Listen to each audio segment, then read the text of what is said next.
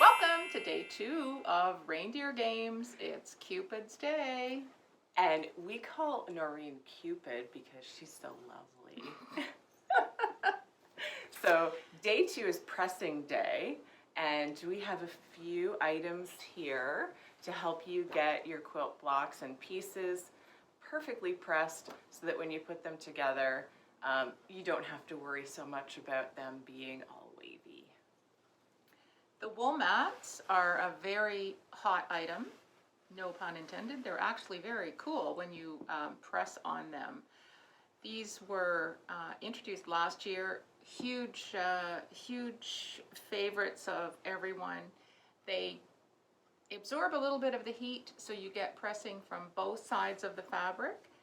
They come in multiple sizes this year. This is the large one, which is 17 by 24, and then we have the 17 by 17.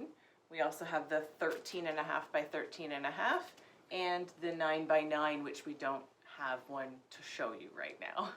The 9 by 9 is a great one to take with you when you're going to class or if you are working with minis, and works great with the little mini go iron, which is also one of our specials today.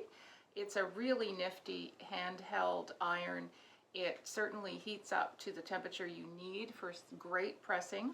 It also holds water, so it works as a steam iron as well. Comes in its own little carrying case.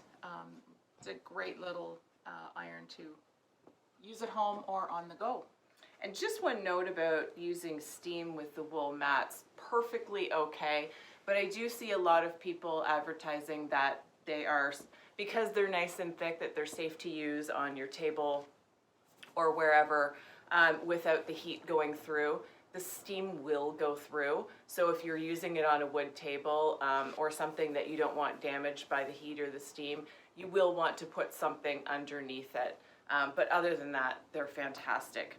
We also have the It's So Emma So Hot Iron Rest. This is a silicone pad that you can rest your iron on if you're one of those that's used to just setting your iron down like that instead of standing it up.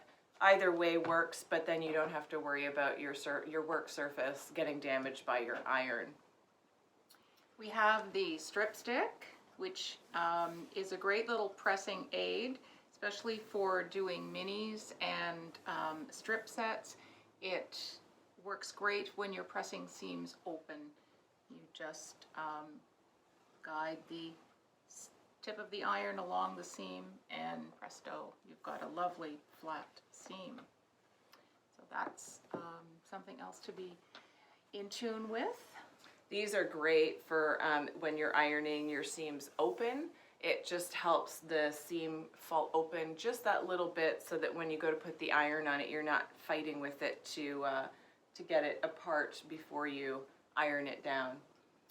We'll also have the It's So Emma machine brush cleaning set and machine cleaning brush set, whichever way you want to say it. Brushes your machine clean. Yeah, which you should be doing. I know we don't do it often enough. So it comes as a little set in a case, and I'll pop a picture in the video with a little brush, a little case to hold it in, and there are a few other accessories in with it as well that I can't remember off the top of my head. We will also have a set of the Quilt in a Day machine cleaning brushes. These are smaller disposable brushes that you can use to get in all those little tiny nooks and crannies that you normally can't reach with a regular machine cleaning brush. And those are fantastic because they come in a pack of, I think it's 25. So you get a lot of them, and they're a really, really great price point too.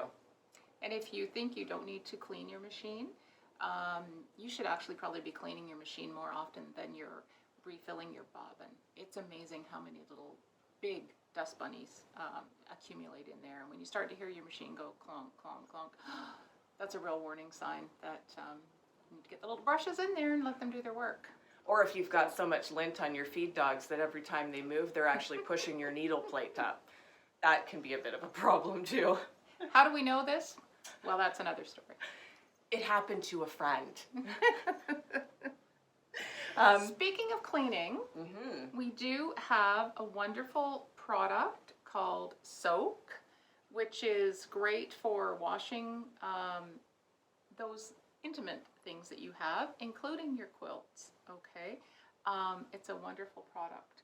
We have it in large and small sizes, many different scents, and we also have gift sets available of large, small, and hand cream as well. Yeah, love the hand cream. My favorite scent is the pineapple.